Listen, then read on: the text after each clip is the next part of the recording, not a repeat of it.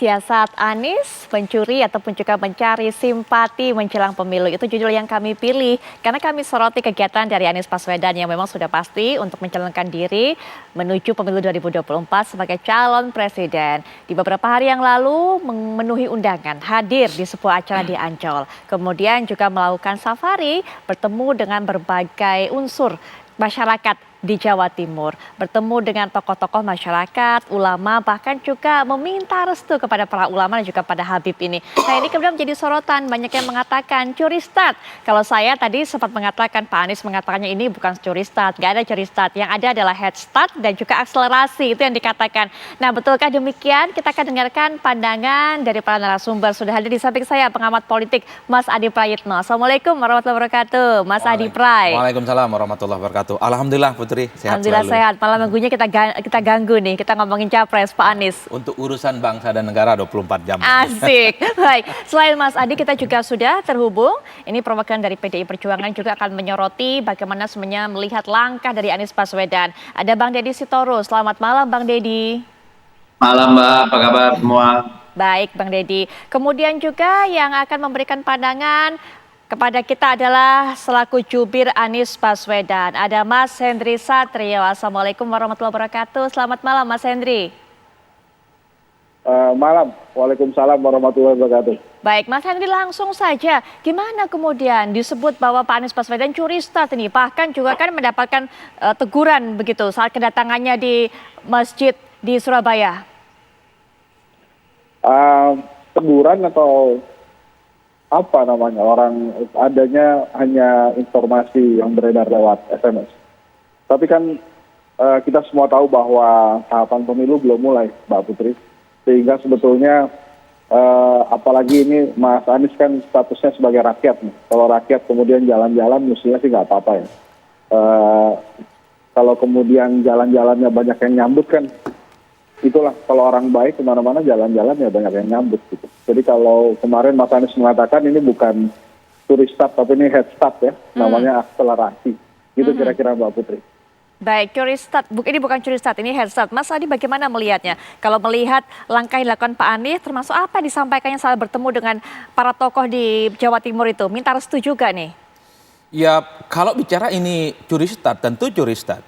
Curi start untuk melakukan kerja-kerja politik dan sosialisasi politik. Cuman kan problemnya ini tidak bisa didelik, tidak bisa diadukan sebagai sebuah pelanggaran dalam pemilu. Karena kalau kita melihat PKPU nomor 2018 kan jadwal kampanye itu 28 November sampai 10 Februari. Selama rentang itu maka siapapun yang melakukan pelanggaran-pelanggaran pemilu dia bisa diadukan ya, bisa diinvestigasi dan seterusnya. Saat ini ada kekosongan, ya, tidak ada regulasi yang mengatur apakah seorang kandidat yang melakukan kerja politik, safari politik itu bisa diadukan. Kan itu problemnya. Nah yang dilakukan oleh Bawaslu kalau saya lihat secara rata-rata, ini sebenarnya ingin mengingatkan bahwa siapapun calonnya tidak boleh melakukan kerja-kerja politik dan kampanye di tempat ibadah. Oke. Dalam Undang-Undang Pemilu nomor 7 2017 disebutkan, salah satunya adalah tidak boleh melakukan kampanye di ruang-ruang ibadah karena itu dikhawatirkan. Yang dilakukan Pak Anies termasuk hal itu, termasuk kampanye? Problemnya adalah karena saat ini tidak masuk dalam jadwal kampanye, Putri. Kenapa begitu? Karena tanggal 28 November itulah titik awal di mana semua calon boleh dia diperkarakan. Betul. Apa yang dilakukan. Itu kan startnya secara resmi, tapi dari apa yang disampaikan dari kegiatannya kalau menurut Mas Kalau Adi? saya sebenarnya yang dilakukan oleh Bawaslu lebih kepada imbauan moral ya. Ada guidance di mana dalam pemilu itu yang salah satu tidak boleh dilarang melakukan kampanye di tempat ibadah. Itu saja. Karena tempat ibadah itu adalah sebagai upaya untuk mendekatkan diri kepada Allah Subhanahu wa taala, bukan untuk mencari dukungan politik. Kan ini yang sepertinya dijelaskan oleh KPU. Oleh karena itu sekeras apapun misalnya Bawaslu memberikan kritik terkait dengan safari ataupun curi start yang dilakukan oleh Anies, Anies tidak bisa diadukan sebagai sebuah pelanggaran pemilu. Anies tidak bisa dipersoalkan sebagai sebuah pelanggaran yang dianggap menciderai aturan-aturan yang selama ini sudah dibuat gitu ya. Kan ini yang sepertinya perlu dibuat oleh KPU. Kekosongan peraturan ini berarti artinya jadi keuntungan dong? Ya tentu itu menjadi keuntungan bagi Anies yang sejak awal sudah dideklarasikan dan itu dimanfaatkan betul oleh Anies. Baik. Karena kalaupun tuh ada yang merasa keberatan, tidak nyaman dengan apa yang dilakukan oleh Anies, apa payung hukum yang bisa menyeret Anies ini menjadi sebagai sebuah temuan pelanggaran pemilu. Baik, Kan Mas- itu problemnya. Iya, Mas Hendy Satrio termasuk yang diuntungkan katanya. Mas Adi sudah berikan pandangan tadi. Ya, alhamdulillah kalau begitu, Mbak Putri. Berarti kan kita didoain ya. Karena saya sudah jauh-jauh hari mengatakan bahwa sebetulnya kalau ada calon presiden diumumkan sejak awal, rakyat Indonesia tuh minimal punya 3 keuntungan. Yang pertama, kita bisa cek rekam jejak si capres. Yang kedua, kita juga bisa mengevaluasi, mengkritisi kira-kira program-programnya itu mau akan ada apa aja. Gitu. Nah yang ketiga, ini yang justru paling penting nih, kita bisa nitipin nih kita mau punya program apa ke si capres. Jadi minimal ada 3 hal itu, keuntungan yang dimiliki atau yang didapat oleh rakyat Indonesia bila ada calon presiden yang memiliki threshold komplit di awal atau diumumkan di awal. Jadi kalau tadi kemudian Mas Adi menyampaikan ada keuntungannya, insya Allah mudah-mudahan itu menjadi berkah untuk Indonesia. Berarti bukan sekedar silaturahmi dong, berarti memang kampanye juga menyiarkan apa program-programnya begitu dong kejadian atau kedatangan kemarin ini ke Jawa Timur. Enggak gitu juga Mbak Putri. Yang dilakukan Mas Anies kan hanya jalan-jalan ya, silaturahim keliling. Dari 3 besar nama calon presiden yang beredar di lembaga survei, termasuk lembaga survei Kedai Kopi kan hanya Mas Anies yang jadi rakyat tuh, yang lainnya kan pejabat. Jadi keleluasaan sebagai rakyat ini yang digunakan oleh Mas Anies untuk bersilaturahim kemana-mana gitu. Nah kemudian ada teman-teman dari Iwan, terus kemudian ketemu dengan Mas Adi, ada Bawaslu, mungkin menganggap itu adalah sebagai hal yang ada kaitan dengan kampanye ya, itu kan haknya teman-teman semua. Tapi yang dilakukan oleh Mas Anies hanya memang silaturahim saja. Kayak misalnya kemarin banyak dikritisi ya memang waktunya sholat Jumat mau gimana?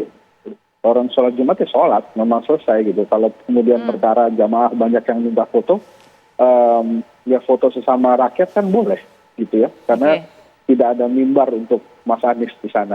Jadi namanya sholat Jumat selesai foto ya wajar. Saya juga yakin Mas Adi juga terkadang kalau sholat di 1-2 tempat selesai sholat juga ada juga yang bawa foto itu kan sebagai pengamat politik kan gitu. Baik. Sedikit ya, Iya, yang sedikit. saya sebut sebagai sebuah keuntungan bagi Anies. Karena Anies punya waktu yang saya kira cukup panjang untuk jalan-jalan, untuk silaturahmi, apapun judulnya. Ini kan bagian dari sosialisasi dan kerja politik. KPU dan Bawaslu tidak bisa memperkarakan ini. Sekali lagi karena belum masuk jadwal kampanye yang dimulai 28 Oktober sampai 10 Februari. Makanya ke depan supaya tidak ada ribut-ribut, biar jelas aturan mainnya, ada hitam dan putihnya, KPU dan Bawaslu harus bikin peraturan ini. Supaya semua orang yang melakukan kampanye dan sosialisasi, bikin atribut roadshow kemana-mana, ada perkaranya yang kemudian itu dianggap sebagai sebuah pelanggaran ataupun tidak. Itu penting. Makanya saya sebut, jadi mulai sekarang ataupun sejak Anies dideklarasikan maju, ataupun sejak Prabowo dideklarasikan maju, atau siapapun yang ingin niat maju di 2024, sampai November nanti, itu tidak bisa dipersoalkan secara hukum. Makanya ini yang saya kira perlu dipikirkan ke depan, supaya tidak ada tuduhan-tuduhan, siapa yang curi start, siapa yang kemudian nyolong kampanye duluan, dan itu semua ya hanya sebatas konsumsi, buat opini yang sampai sekarang tidak bisa dipersoalkan apapun. Oke, Mbak Deddy Sitorus, ada 2 hal nih Bang, bagaimana melihatnya? Silaturahmi atau sekedar silaturahmi murni, atau memang curi start, colong start? Dan yang kedua, betulkah memang kalau menurut pandangan Bang Deddy, apakah diperlukan peraturan untuk mengatur hal itu semua, Bang Deddy? Ya pertama kita harus membiasakan diri dengan berbagai istilah-istilah dari mulut seorang Anies Baswedan. Karena memang dia pakar di bidang itu. Jadi kalau ditanya apakah ini curi start, sebenarnya kalau dari konteks undang-undang memang tidak. Kenapa? Karena memang undang-undang kita termasuk peraturan KPU sudah menetapkan tentang masa kampanye. Tetapi ini kan soal apakah benar curi start atau enggak ya. Ya sebenarnya memang curi start. Cuma ya lagi-lagi ini saya mencuri atau saya nyolong kan kalimatnya sama itu dengan curi start dengan head start ya sama itu gitu. Tapi memang ada ruang kosong dalam regulasi kita. Nah dalam pembentukan undang-undang memang ini perdebatan yang sangat panjang gitu loh. Jadi memang susah mengatur di luar itu karena itu hak warga negara gitu ya. Makanya yang diikat adalah partai politik. Sesungguhnya kalau partai politik membuat acara internal misalnya lalu mengkampanyekan capresnya di dalam itu boleh, tetapi begitu keluar dari partai misalnya mengundang masyarakat Itu dilarang. Setahu saya seperti itu. Dan Baik. inilah keuntungan kalau kita punya calon presiden yang pengangguran kan, jadi punya waktu kemana-mana untuk kampanye. Gitu. Oke, nanti kita akan dengarkan bagaimana pandangan dari Mas Henry Satrio terhadap apa yang disebutkan tadi oleh Bang Deddy. Ya, kita juga akan soroti salah satu pernyataan yang disampaikan oleh Pak Anies Baswedan adalah yang namanya politik identitas itu tidak bisa terhindarkan. Bagaimana sebenarnya? Nanti kita minta pandangan Mas Adi, Bang Deddy, termasuk juga keterangan dari Mas Henry Satrio selaku juru bicara dari Anies Baswedan. Tapi saat lagi ya, kami segera kembali. Untuk masalah politik identitas, dua narasumber tadi yang sudah berbicara memang sepakat bahwa politik identitas ya pasti ada. Tapi kemudian pertanyaan berikutnya adalah digunakan untuk apa? Menguntungkan siapa? Yang tadi Bang Deddy Sitorus pesankan bahwa ya ini bisa untuk digunakan menyerang orang lain. Itu yang kemudian kita harapkan tidak terjadi, Mas Adi. Ya, saya kira memang ada dua wajah ganda dari politik identitas. Satu sisi dia bisa menjelma sebagai sesuatu yang positif, tapi pada saat yang bersamaan politik identitas itu bisa nampak cukup mengerikan dan menakutkan. Politik identitas itu menjadi positif ya. Kalau kita mengacu pada gerakan-gerakan politik perubahan sosial di berbagai negara, politik identitas itu misalnya menjelma sebagai sebuah gerakan perempuan ataupun gerakan-gerakan kelompok minoritas, kelompok kulit hitam dan seterusnya dan seterusnya. Di kita politik identitas ini seringkali digunakan hanya mau pemilu. Tapi untuk gerakan sosial, gerakan perempuan, gerakan minoritas itu jarang kita bicarakan. Kenapa saya sebut politik identitas itu adalah suatu hal yang positif? Karena dia tujuannya adalah untuk membebaskan sesuatu yang selama ini dimarginalkan secara politik diperjuangkan di ruang publik. Dan secara alamiah memang kita tidak ada perdebatan apapun, Mbak Putri. Kita datang ke TPS karena misalnya memilih calon tertentu lebih suka karena dia perempuan. Nggak ada soal. Orang datang ke TPS misalnya dia mencoblos karena dia orang Jawa ataupun non-Jawa, tidak ada soal. Atau dia datang ke TPS misalnya kelihatan agamanya lebih bagus ketimbang yang lain, tidak ada persoalan. Itu politik identitas kita selama ini dan tidak ada persoalan apapun. Yang menjadi persoalan adalah ada dua kasus besar tentang politik identitas yang mengerikan dan agak sulit untuk dilupakan oleh orang. Pilkada Jakarta 2017 dan Pilpres 2019 itu nyata di depan mata. Bagaimana kita melihat bagaimana di antara tim sukses itu, relawan dan tim pemenangan mengatakan, jangan pilih capres tertentu karena dia tidak didukung oleh ulama. Sementara calon kami dekat dengan ulama. Jangan pilih mereka karena dianggap mengkriminalisasi ulama. Sementara kita adalah dekat dengan ulama dan seterusnya dan seterusnya. Jadi kalau dalam teori komunikasi politik ada yang disebut dengan one to many. Satu sisi politik identitas ini dipakai untuk memuji calonnya sendiri bahwa pemimpin yang dipilih itu adalah pemimpin yang saya kira cukup perfect. Tapi dia juga bisa dijadikan sebagai alat untuk mendowngrade dan menyerang orang lain. Jangan calon itu karena dia agamanya lemah, karena calon itu karena misalnya agamanya abal-abal. Beberapa waktu yang lalu di media sosial misalnya, muncul wajah ataupun ketika Pak Ganjar Pranowo sholatnya, rukuknya rada-rada kurang ngebungkuk. Itu dibully. Komentar-komentarnya di bawah memang berbau identitas. Bagaimana mungkin seorang Islam yang baik rukuknya tidak benar? Nah itu politik identitas. Bagi saya adalah ketika identitas itu dijadikan sebagai instrumen untuk memuji diri dan kelompoknya gak ada soal. Tapi kalau dipakai untuk menghajar, mendowngrade dan membusukkan orang lain, inilah yang kemudian terjadi pada dua pemilu. Ya, saya sebut Pilkada DKI dan kemudian dalam Pilpres. Memori itu yang sebenarnya takut betul diingat oleh orang akan terulang di 2024. Jadi kalau mau melihat Ganjar Pranowo, Prabowo Subianto, Anies Baswedan, jangan dipersoalkan bagaimana kadar keimanannya. Jangan dipersoalkan apakah dia dekat dengan umat Islam ataupun tidak. Tapi lihat apa yang sudah diperbuat oleh Ganjar misalnya selama jadi gubernur di Jawa Tengah. Apa yang sudah dilakukan oleh Prabowo sebagai Menhan. Apa yang sudah dilakukan oleh Anies Baswedan sebagai gubernur DKI Jakarta. Makanya saya selalu mengatakan, memilih pemimpin itu bedakan dengan memilih calon imam masjid. Pemilu itu bukan majlis taklim. Bukan memilih orang yang kadar keimanannya lebih oke ataupun tidak. Bagi kita sebagai sebuah demokrasi yang sudah NKRI betul ya. Jadi kita mestinya tutup mata dengan identitas agama, dengan identitas suku, dengan identitas gender. Kalau dia dianggap punya kapasitas, punya kompetensi membuat Indonesia maju, saya kira oke akan dipilih. Karena orang bisa memajukan negara itu bagi saya adalah melampaui batas-batas identitas itu, Put. Orang bisa memajukan bangsa dan negara, tidak kenal agama, tidak kenal suku, dan tidak kenal Oke. gender. Baik, Jadi baik. siapapun bisa menunjukkan yang terbaik buat bangsa dan negara. Baik. Saya kira begitu poin saya. Baik, identitas juga masih menguat tentunya, tapi bagaimana kemudian ini agar tidak disalahgunakan oleh semua nanti yang akan berpartisipasi di pemilu 2024, Mas Hendri? Ya itu bagus Mbak Putri, makanya dari awal kan saya katakan bahwa tidak boleh ada penyalahgunaan politik identitas, terutama reward and punishment dalam politik identitas ya, dengan menggunakan politik identitas tadi. Jadi dari awal kemudian Mas Anies menebarkan ide, gagasan-gagasan untuk kemudian juga dikritisi gitu ya. Sebagai rakyat gitu ya, yang muter-muter silaturahim, itu yang bisa dilakukan oleh Mas Anies, memberikan informasi tentang rekam jejak, kemudian tentang apa yang ingin dilakukan. Tidak ada hal-hal yang berkaitan dengan penyalahgunaan politik identitas seperti yang sudah disampaikan oleh Mas Adi dan Bang Deddy tadi. Mudah-mudahan penyebaran gagasan ini, kemudian adu-adu ide ini bisa terus dilakukan hingga nanti 2024 mendatang. Dan kemudian juga kita tidak terjebak dalam sebuah pragmatisme politik sempit yang mengandalkan atau bertujuan hanya untuk mendapatkan suara. Saya kira apa yang dipertontonkan oleh Mas Anies dengan silaturahim, menyampaikan ide dan gagasan adalah satu hal yang baik, gitu ya, yang bisa juga dipersilahkan juga ditiru oleh para calon presiden lainnya. Semoga aman dan tetap lancar pelaksanaan pemilu hingga 2024 nanti, dan kemudian kita bisa memilih pemimpin kita sebagai sebuah ritual 5 tahunan, Mbak Putri. Ya. Baik, Bang Deddy terakhir, Bang Deddy Sitorus.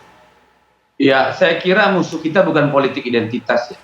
Musuh kita adalah sektarianisme dalam politik, rasisme dalam politik, diskriminasi dalam politik, primordialisme berdasarkan kedaerahan, ya, dan yang lainnya, SARA. Inilah persoalan-persoalan kita. Ketika kemudian ya politik sektarianisme, primordialisme, diskriminasi itu digunakan, dikemas dalam bentuk identitas, itulah yang yang memungkinkan negara ini bubar gitu ya, membuat orang trauma. Tolong dibaca, silakan dibaca pidato 1 Juni Bung Karno. Di situ jelas-jelas ketika beliau mengusulkan supaya negara ini bukan negara berdasarkan agama. Beliau menyatakan bahwa jika ingin supaya mayoritas politik kita diwarnai oleh Islam misalnya, dia mengatakan ya menangkanlah kursi sebanyak-banyaknya dengan cara yang beradab gitu. Nah ini yang kita harap gitu ya. Dan saya memberikan selamat dulu ini kepada Bang Hensat juga, ini udah jadi juru bicara Anies. Luar biasa ini kawan kita ini, saya kaget juga tadi. Saya berharap benar-benar karena tadi kan Bung Hensat berkata supaya ini pemilu yang fun. Tetapi kan yang saya tangkap dari lontaran ucapan ya baik oleh Anies Baswedan maupun AHY misalnya digadang-gadang, tidak sama sekali menunjukkan keinginan untuk politik yang teduh dan fun gitu. Tetapi politik yang memang lebih sering ya sekedar benci gitu ya, sekedar rame, sekedar gimmick, sekedar kontroversi untuk mendongkrak yang namanya elektabilitas. Saya percaya kita semua harus sepakat bahwa negara ini harus tetap utuh sampai kapanpun dengan menjaga kebersamaan. Baik. Kompetisi Baik. dalam pemilu itu hal yang biasa, tidak mungkin kita hindari. Baik. Tanpa pemilu kita akan terjatuh dalam republik yang tidak jelas gitu. Jadi Baik. mari kita jalani pemilu yang akan datang ini, pemilihan capres, pemilu legislatif, dan semuanya itu ya dengan cerdas lah gitu. Ya, saya kira itu aja sih titipnya. Baik, Bang Deddy terima kasih, Mas Anies Satria terima kasih, Mas Adi Mari, juga terima Bang kasih Deddy, kita have sudah fun memberikan di pandangannya. Sama Putri. Oke, ditunggu politik hevannya atau pemilu hevannya. Baik, terima kasih semua narasumber. Perbincangan ini sekaligus juga menjadi penutup jumpa kita di Apa Kabar Indonesia Malam akhir pekan. Kali ini kami akan kembali esok, jamnya masih sama 18.30 waktu Indonesia Barat. Jangan sampai Anda lewatkan. Saya Putri Viola pamit, selamat malam. Sampai jumpa.